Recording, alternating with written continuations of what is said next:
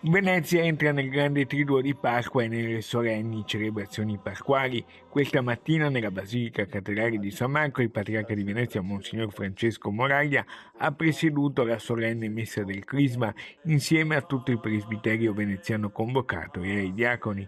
Nella celebrazione vengono consacrati dal Patriarca gli oli santi, poi distribuiti a tutti i parroci e parrocchie della diocesi per amministrare durante l'anno i sacramenti ai fedeli.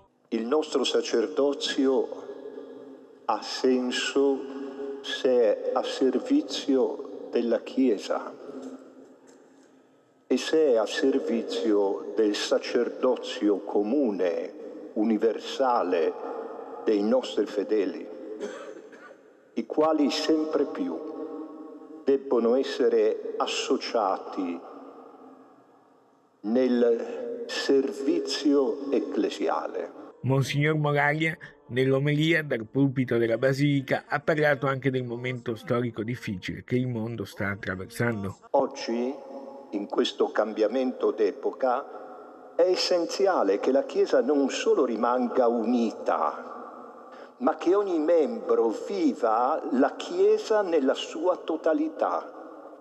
Ogni discepolo va oltre, quindi, il particolare ed è espressione dell'universalità, del Cristo totale.